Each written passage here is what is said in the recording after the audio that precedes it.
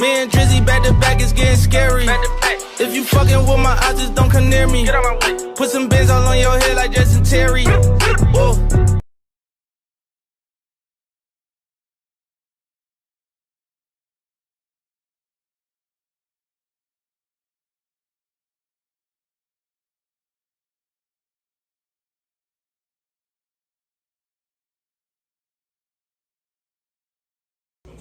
Let's get it.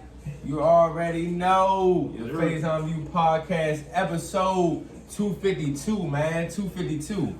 True story, man. True story. As you already know, my brother in the building, co-host with the most, man. Huey in the building today, man. At Game Shift, we always repping. At the Faison View Podcast and at Color Power. Make sure you go support our brands, man. Support our brands. Man, make sure you go like, share, and subscribe, man. Tap in that like button, share, subscribing, man. These subscribers going up, man. Let's continue to do the good work, man. Do the good work, man. Thank y'all so much, man. So, hey, on our agenda today, brethren, hey, mental health check-in, man. We haven't talked it up and chopped it up, mental health-wise in a minute. What's going on. Rest in peace, Virgil. Every time it seems like you look at your social media, it's something, So we're going to delve into that, man. Kevin Hart limited series, man. I'm blown away by this limited series, man. And I can't wait to talk to you about this because it dropped on Netflix and it really, really got good rapport. Next, man, what kids movie completely scarred you growing up, man? Like, they just had a tragic ending, or it was just something in the movie that just hurt your feelings and that you ain't really recovered from when you was young. Man, next, if you could bring back one fashion trend, this is gonna be a good one, bro. One fashion trend, what would it be? I already know. I'm curious what you're gonna say. I think I know what you're gonna say. And lastly, man, would you rather run all your errands? Have somebody run all your errands? I didn't put that. Have somebody run all your errands, or have your house cleans itself. All right. So, man, let's get to it. Let's get right into it, man. Mental health check-in, man. How's everything been going? What's going on? I'm good. Give me an update, man. I'm good. Everything's straight, Yeah, man, I can't complain. I'm good. I'm all right, Everything's straight, trying to move the business forward, trying to move the team forward, and things like that. But yeah, I definitely think I'm good mental health wise. Like, ain't nothing bothering me. 1 through 10, what you would say? I think I'm at like a 7 or an 8. Okay, good. Just trying to work on, the Lord being my source of happiness. Once that's the case, then everything else works out. So yeah, man, I'm pretty straight. For sure, man. How about you, man? Man, 1 through 10, man. I just been going through it mentally, man. Mentally, I just been going through it, but I wouldn't say it's in this place of where it's concerned, but just a place where you just want to talk and address certain things.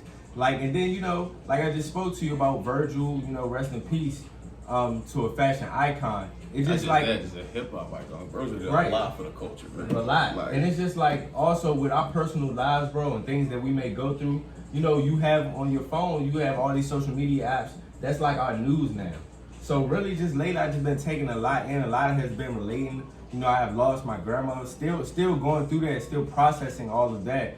And then really just trying to push forward because there's so many things on the table when you're an adult that when you're a kid, you don't really realize or recognize. And then you start to appreciate your parents too more because it's like, dang, these are the things that they were going through, trials and tribulations, trying to put food on the table for us and a house over our head. So it's just like, I'm just dealing with those type of things, really just putting it all together, which is nothing wrong. Because at the end of the day, life is all about change and it's all about adversity and how you deal with that adversity. But I feel like what's most important that that we talk about these certain type of things, because I just been hurt lately, bro, because just seeing like certain things that just transpire, you just had young Dolph, and then you have, gun violence within our community, us killing each other. Then you have the Kyle Rittenhouse situation where there's just no justice. Julius Jones, in which was about to be executed. Virgil, unfortunately, passing demise. It's just one thing after another. And it's not nothing in particular, but it's just like, like 2 weeks ago, sometimes. EB Young Thug came to the internet randomly. You just like, man, this is depressing. It's depressing, bro. And it's like the news. The news. That's the reason why people didn't watch the news. Watch the news. But now the news is on your phone. It's on your phone, and it's not, and it's unavoidable. It's unavoidable because it's just like we have I want to say that we are.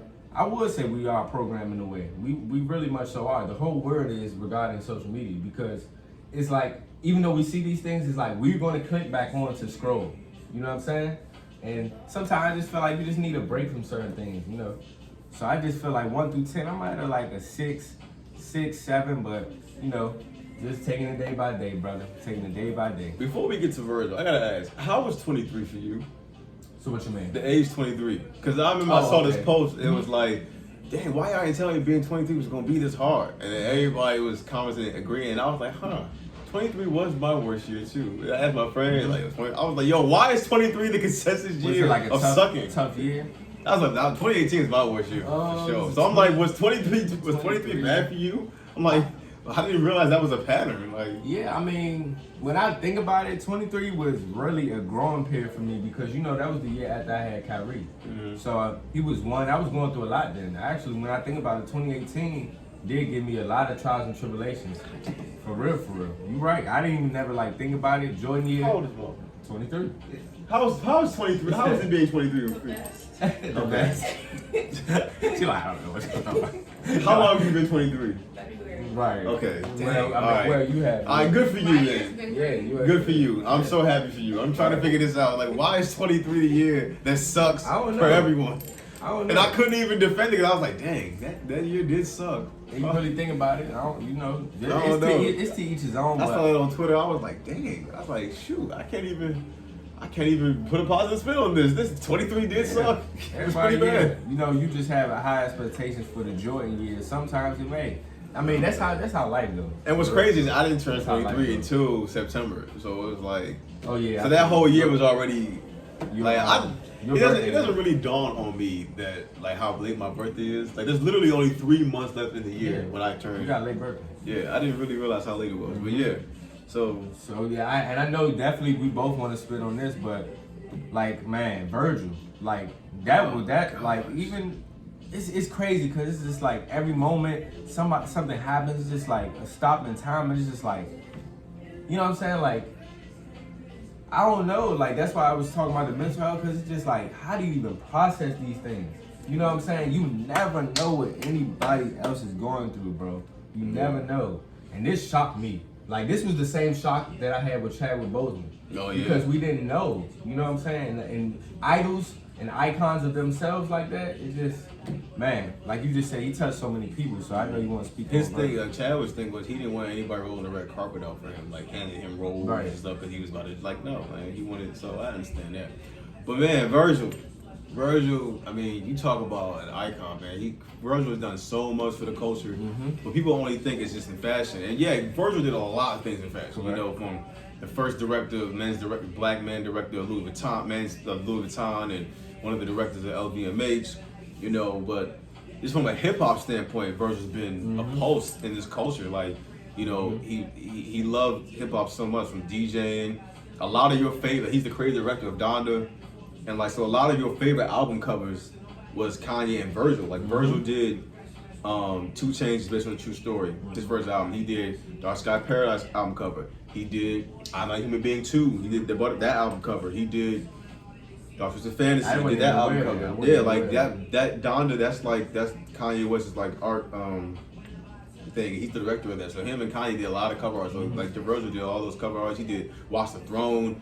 You know, so it's like that's why everybody was clowning Virgil for when he did the Pop Smoke cover art. But it's like y'all don't. That was a miss. I'll give you, but y'all don't know Virgil really hasn't missed on these. So yeah, Virgil's done a lot for the culture, man. So like for me, you know, just from how he got to start with in fashion, like just do with he put out. I mean, a lot of people don't remember Pyrex. Like A$AP Rocky was the first person to really wear Virgil stuff because it was called Pyrex. I remember. And so, but the Beaker company had sued Virgil because the name, he had to change it to Off-White. And so, but originally it was Pyrex, and he did work with Ben Trill. That you knew that, because I never knew that they even changed. Yeah, he did a lot of work with Ben Trill and Hook by Air, and you know, for me, I just think my heart goes out to not only his wife and kids. I didn't know he had a wife and kids, but like it goes out to that Chicago crew.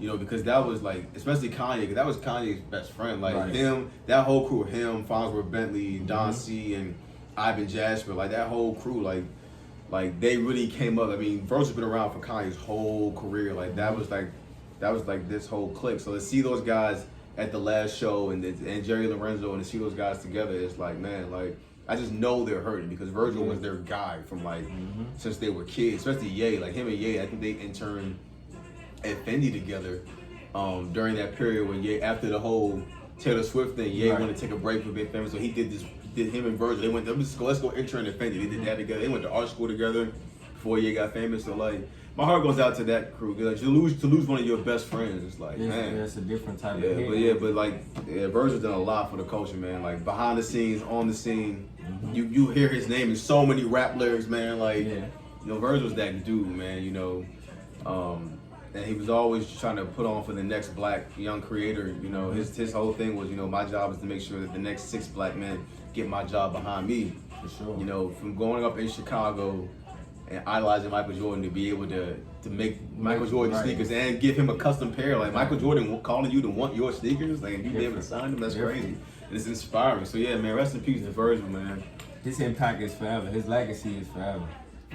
And what he did, just in the fashion realm, in a short period of time, he bridged the gap. And I'm not saying he wasn't in the fashion realm, but I'm talking about how he elevated from the time he got on Louis Vuitton, it was over. And Off-White was introduced to the world, it was over. That's what we see. You see that everywhere. It's such a high commodity to get these pairs because his writing, his name is on it, his imprint is on that. That's a black man that's doing that. You know, like it's just, man, bro. It sucks because we lost a lot of our heroes this year, bro. Yeah. A lot of our heroes and mentors and father figures and man, it's different, bro. It's different, you know. But rest in peace to a legend, to an icon, and to one of the GOATs for sure, man. For sure, Virgil, man. So. You know that last fashion show they just did yesterday. That was beautiful. I mean, the giant statue of him was just, and it's good to see how just, you know, Louis Vuitton's really praising him and, you know, and just seeing all that love and all of that because, you know, Virgil was a great guy. You know, he wasn't just a great creator, he was a great person, you know, from what I've seen, from what I've heard. And he truly cared about, you know, hip hop and the culture and fashion and streetwear, you know, trying to, you know, Pharrell was one of those guys that helped bridge that gap, but Virgil was another guy that really bridged that gap between streetwear and luxury. You know, and so he was one of the guys that helped bring high fashion to the streets of hip hop, you know. So definitely big rest in peace. That was an amazing show to see that. Big rest in peace, Brody. Man, we're moving on to a lighter note, man. Seeing Kevin this Hart. Me realize I just realized you didn't Kevin Hart. You didn't want to talk about the Grammys. Oh yeah. We'll get to that. For the most part, when we agreed, they mostly got it right this year, so we ain't really, you know. It's not saying that we not want to talk about it, but shoot, it's not too much controversy this year. Hearing this song made me think about that because this is nominated, and I feel like it's gonna win because of this verse. Well, we should see. K-Dot. So man, we're moving on. Kevin Hart limited series, man. True Story drops on Netflix, man. Yes. And I'm gonna let you guys know this is spoiler alert because I want to talk about this. Man, Kevin Hart, he shocked the world with this one. Like I'm lost for words at the ending. I'm lost for words at the storyline. I'm lost for words with how he really kept a serious, you know, really a serious tone anything throughout. But funny in this joint. But funny. It's really not a comedy at all. Won't surprise you. And what threw me off too, bro. Like before we even delve into the story, into the true story.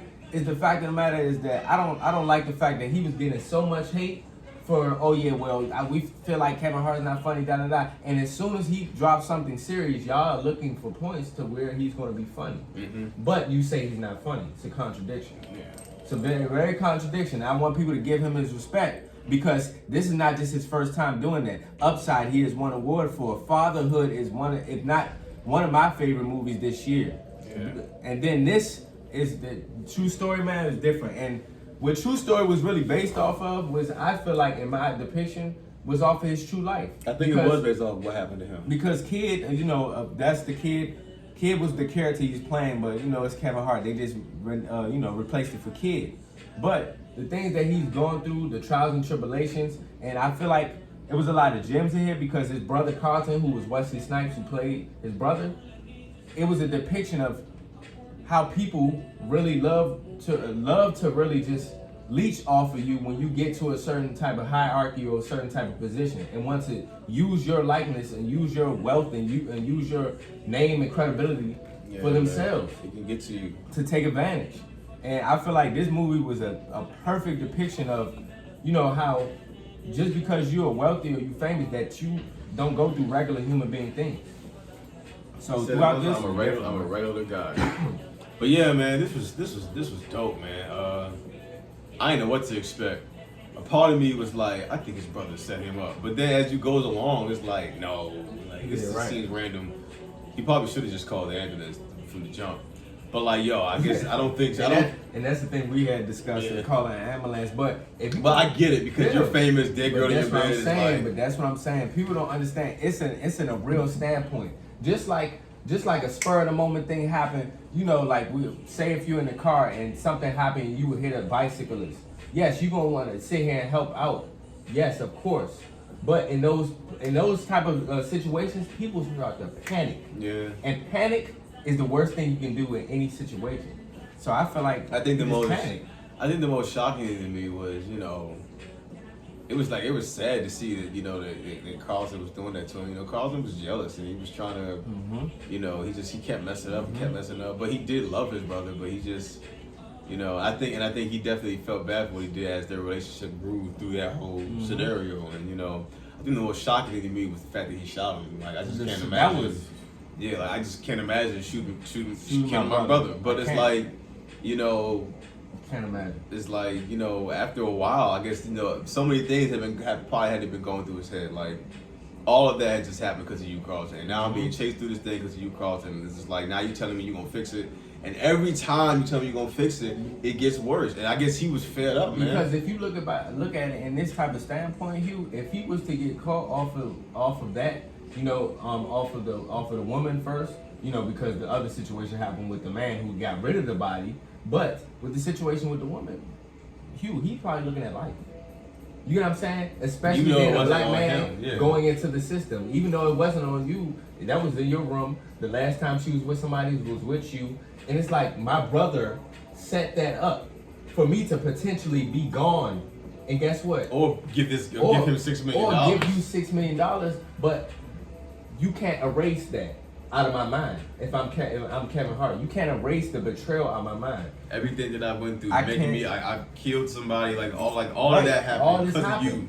All this happened. First, you faked me killing somebody. Then I actually killed somebody. First you got me drinking again. Right, you got me drinking off of my sobriety. But you got me drinking again. It's just like, man. It just shows you so many gems. 5'3", 5'2", Kevin Hart strangle a 6'5", 6'6" dude. Yeah. But I mean, it could possibly happen. Carlton got that other dude. He got Gene killed too. Yeah, man. Like, nah. And shout out to Gene for taking that on the chin. Like, realizing what was going on and still decided to do it. Real talk.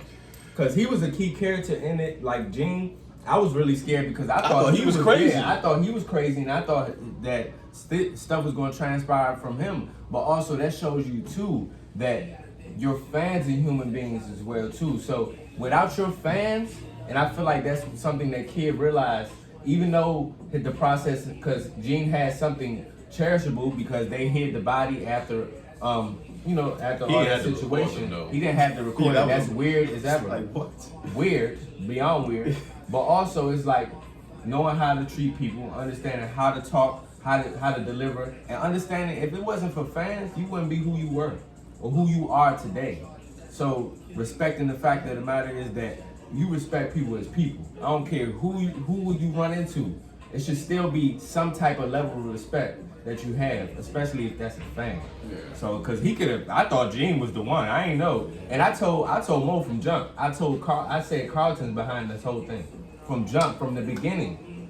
I thought it too. When he suggested not calling the hospital, which did kind of make sense when you think about it a little bit. When he suggested that, I was like, he's behind it. But as it went on, it's like, dang, like, I don't know. Right, because he was might have been an accident and they're just in this. But what Kevin Hart was saying throughout is just the fact of the matter is that, Carlton, you continuously do this. You always make a mess and then you leave me to fix it. And then when I ask you to fix it, you act like it's, you know, nonchalant. Because I feel like what really turned Kevin Hart to like, okay, I might just have to do what I had to do, is when he said, when all this stuff transpired, and he was basically, what did he say to him? He said something so nonchalant to him, because he basically like, Carlton, you got me in this situation, and he was like, you shouldn't have drunk or something, like something that's no. He said like, maybe I should have called the ambulance. He was like, you should have. Right, that type of thing. It's just like, yeah, it would have found out she wasn't dead. Like what? I think What? I think the funny though, my favorite scene easily is when he got whatever the white dude's name is, when he got him out the way on the stage for saying it, like, oh yeah, that was good. That was good. That was real. Because good. Gene was like, wait, he was just a fair opinion joke, like, yeah, but you can see when it makes somebody uncomfortable on their face. Yep. And he shouldn't. And he was being kind of, you know, racist, purposely doing it. Racist in first class, saying like, "Oh, you're this, you're that, you're that." He was kind of being a jerk about it. Purposely doing it. You know, it's like, and then like you can see the discomfort on everyone's face from saying it, from him saying it, repeating it like that. So it's like, and then but that was funny. And as a celebrity, just in that realm, as a celebrity, you really, I mean, on outside as a fan looking at a celebrity, you get to understand that they are people too. Yep. They are people too, just like you.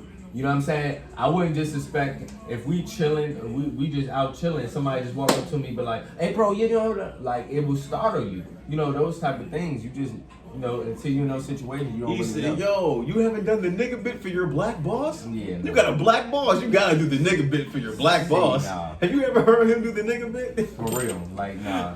And then like also too, Hugh, because you said I would never even a million years thinking about like anything shooting or harming any family or any, you know, at all. But People get fed no, up, man. but what are you gonna do when you see the girl and you find the girl that was faking dead in your bed and they tell you that it was your brother who set it up? Yeah, man. That hit different. And then I take you to a daggone 76ers game after that. You know what I'm saying? Like, You talking about we on the road together, we gonna put this behind us, we gonna, you know what I'm saying? And you decide, and that's what you were saying, And Carlton. the whole time, it's like this whole thing happened because of you. You was trying to And it's set sad, me up, man. And it's sad because, like you said, I think Wesley Snipes, who's playing Carlton, throughout that, he showed how loyal and real his brother is despite all his flaws. And it's like, you know, even with all this going on, I'm still Like, setting I got aside. managers that keep telling me to stop giving you money, and I'm still here for you. That man said, oh, well, the $6 million, oh, da-da-da-da, I want to get you out of this situation, I wired to him. So all he had to really do from get-go, Hugh, even though it might have bothered him, is ask. That's the craziest part, and I feel like told him the truth. I'm in deep with these Russians, whatever. I need the money. But I guess he felt like after everything he's done, and you know, people in his ear, he's, you know. But still, like it's you gotta find a way to talk to your brother. And the reason he got Gene killed because he felt jealous of Gene. He's like, Gene's getting all this attention that I never got, and it's like, but fam, then you like, got Gene killed. Then you got because he was killed, jealous bro. of Gene. Because he felt like Gene was getting all the attention and love that he felt like he should be getting as a brother. Red carpets and being there on the scene, all this other stuff. And like, I'm your brother and I never got any of that. So he felt the way. Man, this look here, this limited series, amazing. Amazing. Like, for those who just have questions about or question, you know, his Kevin Hart's acting ability and things of that nature, just watch this. That's all I'm gonna say. I know we gave you a little bit of a spoiler alert. We ain't say it all, but just watch this. He snuck Lauren London in there. I was like, damn, Kevin, how you messed that up? Right, exactly. How you messed that up at the end? I was like, dang. When we was on the phone, I was like, oh, that's Lauren London. But man, make sure y'all go tune in, watch that, man. Give y'all reviews on that as well in the comments, man, because that was an amazing series. All right, so moving forward, bruh, it's the one right here. What kids movie completely scarred you growing up, bro? I've got nothing. Scarred you. All right, I got one. And I'm going to say a kid's movie. It's a kid's movie in a way. HardBall, G-Baby. G-Baby, you don't remember G-Baby? Do it for G-Baby, who? G-Baby. What's the Who was in it? Bro, what's his name from Matrix? Keanu Reeves? Keanu Reeves. You don't remember HardBall, you? No, I don't Bro, remember oh that. my God. What happened? Come on, bro. What happens here? And HardBall, so in HardBall, basically, he was like a struggling adult working, Long story short, he adopted this baseball team. He wanted to be a part of the baseball team. He used to play, and this was in a certain neighborhood. This is like our communities of neighborhood, you know, in the rough parts of where they were at. I forgot the location. And all black boys, all young men. And G Baby was the youngest out of them. He was probably about at that time 6 or 7. And there was a baseball team that really just started to just really bond together, get close together. They had their trials and tribulations. Each have different situations because they were in the hood. But this is their outlet. So one day, G Baby had an older brother who was on the team as well. He was walking home. It was a drive-by. Shot G Baby. So they ended up doing a championship, and they did it for G Baby and won.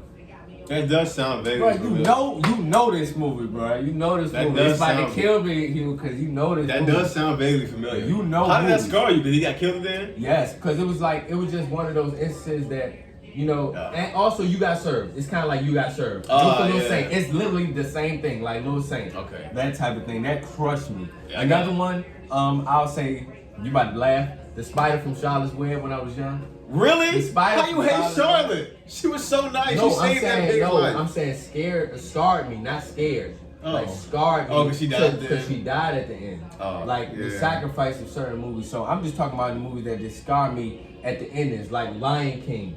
And Lion King when Mufasa died. From what's it called? What's the movie with Bambi? Oh my God. That's it, Bambi. No, you talking A Story in Time. What's it called? What? With the dinosaurs? Oh, the ones with the Land Before Time. Land Before Time. I used to love that When show. Bambi mother died, man. Oh, Littlefoot. Oh my God, Littlefoot's mother died. Yes, Littlefoot. Must say, yeah. You know what I'm talking about.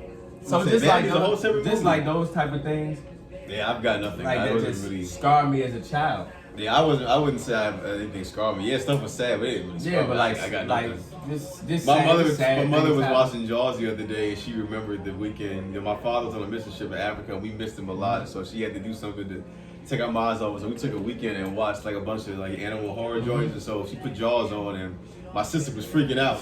Like she would have to change the channel when the music came on. I quite enjoyed it. Like That she Jaws. was like, he became hooked. He became hooked after watching. He wanted to watch the second one. Like I quite enjoyed Jaws. Like I thought that was lit. That Jaws movie was fire. But yeah, so I don't have any. But for sure, man, like that blew me. And then because as I was younger, like watching those kid movies, it's taught me a lot about life growing up and like certain type of, even to what we were just talking about, true story, like certain type of betrayal, certain type of envy and jealousy. You get to see that imagery within like kid movies early on. Like Hercules, for example.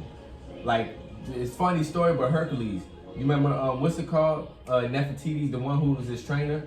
Hercules, the kid movie. You know, how he didn't trust him and what he was saying about the girl. About Meg. No, Meg. Yep, about Meg at the time, and basically saying, she's not for you, bro. She's not for you. He was right and wrong. He was right and wrong, but also it's just in the sense that, a certain type of betrayal, looking at life for what it is, understanding people, trying to get to know people before you actually just be like, all right, she's beautiful. Or, you know what I'm saying? Or he, or she, or he, and however around you looking at it, it's just like, those type of things, man. It's like crazy because these movies had so many hidden gems. And even to like Mulan, bro. Like Mulan, I love Mulan. That had a lot of gems and imagery. Mulan is 100% the best Disney princess. One of my There's not a favorites. debate. And I'll say that Mulan too. is the best Disney princess. I'll say that. And we can see. Y'all can put that in the comments. Who's the best Disney princess? You got Little Mermaid. You got Mulan. It's definitely not Ariel. You got who else? You got Rapunzel. You got Sleeping Cinderella. Beauty. Yeah, It's definitely not Mulan. Ariel. Ariel betrayed her whole family for legs and a penis. Yeah. Like she literally sold her soul. But that's what I'm saying. So all these kids movies, bro, that you were looking at had so much imagery in it. Like I know. I have a TikTok on. I'm working on part 2. Oh yeah, you're right. I'm working on part 2. So, I mean, but to that, that's really that was a joke. But yeah, at the But same that's time, it's important like too. it's just a joke. Lady but in the like, Tramp. You know what I'm saying? It's crazy when you think about it and look back on how I'm telling you, bro. Disney is the reason why girls like street dudes. It's Disney movies. Disney is the reason why girls like street dudes. They think it's gonna work out like it. Like no, it doesn't work like that. Plug your TikTok so they can see that. Plug your TikTok. But yeah, TikTok for sure. Just it's Hugh Holmes. I think it's Hugh Holmes 0, or you just follow him on IG. On IG _HHJR. Tap into that. Because that's what the first one said. That was funny. Cause I ain't gonna lie, that was go funny. to _HHJR. On I didn't know that was your voice, bro. It sounded like what's it called? You know, one of those people that announces and stuff. Yeah, my TikTok is Hugh Holmes 0, but yeah, the second one not up yet. But the first one's on IG. Yeah, I feel like that was a funny story, man. I just feel like, shoot, these kids movies they don't hit the same no more. They really don't hit the cartoons same. suck and everything. Yeah, we'll never get an era how we had the era growing up, man. I was talking to somebody the other day. I was like, they was trying to figure out who was best back in the day in the '90s, Disney or Nickelodeon cartoon. I said, listen to me. Everybody had heat, and they still weren't messing with Cartoon Network. Yes. Like everyone had heat. Like Nickelodeon had heat, Disney had heat, and they were the only two networks that had like live shows, like with actual actors, like That's a Raven and all that. Mm-hmm. Cartoon Network was all cartoons, and they all had heat, and they still weren't messing with Cartoon Network. Yeah, Cartoon Network was fire. It was like that. It was that great. It was fire. It was great because all like you just said, all the platforms were flourishing. Facts. I will say the last thing about, I mean, it didn't scar me, but it did blow me, and I wasn't like a kid. Mm-hmm. I think we all can relate. You know, I forgot what company that was, but they sold us on Chris Brown being in Stomp the Yard and he was going to cry. And then they shot him in the first movie. They shot him in the first scene. I know that blew.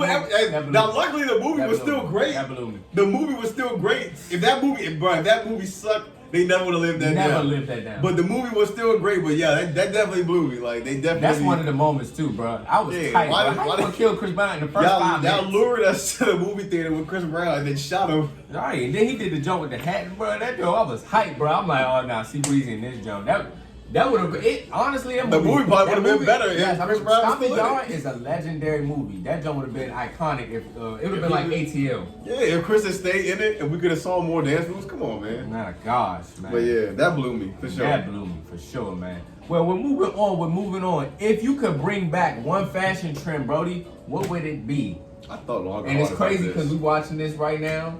You know so all his trends are still alive. Right there, bro. All his trends are still alive to this day. Oh yeah, nah, for real. But I mean, I thought long and hard about this. I probably have to say like graffiti on the jeans. Graffiti on the jeans? Yeah, like I ain't trying to bring. They trying to bring baggy jeans back. I'm not with it, but like but graffiti on the jeans. You gonna die laughing. I got jerseys, and I ain't gonna lie, I missed the eye patch. I missed the Nelly jump. Nah, I don't care what nobody sit here and say. That the Nelly Band-Aid used to go crazy with the jersey. I ain't saying what. The Nelly Band-Aid back then. That was a moment. That was a trend. That was a moment in time, bro. He definitely had us walking around with Band-Aids, and we were cool. One thing I would never go back to is that baggy jeans. Oh yeah, they trying to bring that back. I'm like, nah, I'm not doing that. I'm not bringing none of that back. XL, I don't know what we was doing. You look at Soulja Boy Crank that. That's how all we was dressing at that time. We was all in 5XTs talking about some. Bruh, nah. What I'm saying, bro. Nah. From like 2003 to like 2008, where everybody was. What fashion trend? What fashion trend you bring back? You gotta think about a fashion trend. Jeans and skirts. The jeans and skirt. What? You never seen that? What? Like the jeans and a skirt? Well, I was in a different generation. You talking about jean skirts or like jeans and skirts? Like jeans. Remember? Never mind. But yeah, the like weird. Like jeans under the jean skirts. Wait, jeans under the jean skirts? That's nasty. Yo, that's nasty. Yo, go to the cover and go stand on the corner with the nasty. What era was that? I do remember what you're talking about, but yes, yeah, I don't even remember. I remember that. That was nasty. That must have been when Champ started. That must have been when Champ. That was that iCarly drip. I remember that. Yeah, oh, it was. That was the iCarly drip. I remember that. I remember they used to wear that. They used to wear that like iCarly. I didn't even think about that. Was the Zoe 101 drip. I remember that, which was also great fire shows. What was we doing back then, bro? Like, what? Every time I look at the Carter 2 album cover, I was like, bro, this was really cool to us. Yes. Why do we think this was cool? Like, look how big his pants are, and he's not even wearing them for real. I was like, why do we think this was cool? With some Air Forces, bro. I'm like, why do we think this was cool? Really, bro. And that's back when, I don't care what nobody say. Everybody talking about Black Forces now. That's when everybody was wearing Black Forces too. Like, Yo, nah. Everybody got mad because they said A$AP Rocky said he brought Air Forces back. He did. Like, nobody was wearing them before 2011. And I remember vaguely when he came on the scene. Everyone in high school started with Air Forces. You had a pair. Sean had a pair. It started from like 2000 to like 08.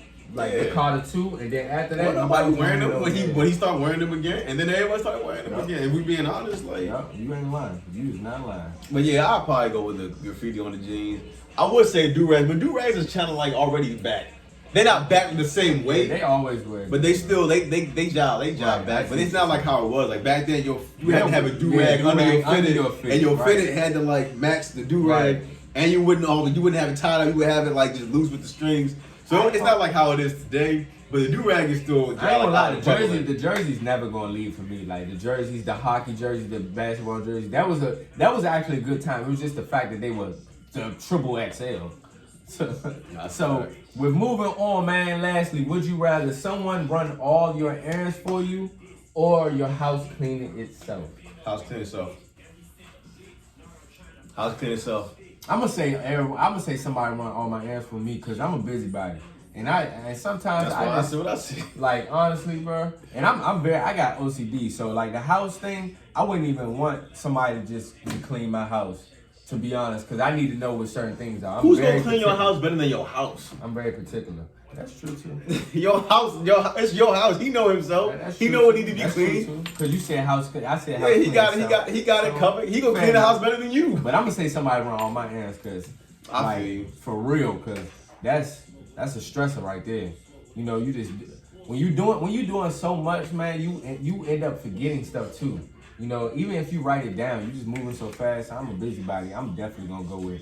I can't do that yet because I haven't experienced having someone run my errands with me. All my errands can run by myself. I'm waiting for the day where someone will go with me to run my errands. Right. My significant other, so I can't get rid of that. Like, nah, someone else can clean this house. I wanna know what's that like. I ain't never had that before. Like, if someone go with you to run your errands, they just want to be around you. I don't know what that's like. Mm-hmm.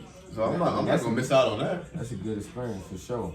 But let me know what y'all think. Man. Another amazing episode, man. You already know, dropping every Thursday at 5 p.m., man. Happy holidays to y'all, too, man. Happy holidays. I hope y'all still not eating them leftovers as well, either. I am. I don't care. I think they might be done. I'm depending on what the leftovers are. It matters. It's still mac and cheese left. Mac and cheese, good to go. Ham, we might be good to go. But I don't know about that turkey, bro. That turkey need to go. I don't know about that turkey. That turkey gotta go. Listen, man, I'm under the assumption I'm gonna eat my leftovers and save the money until they gone. Bro. Hey, nothing wrong with that either. Another episode, man. We'll come back at you every Thursday, 5 p.m. Make sure you like, share, and subscribe, man. Much love.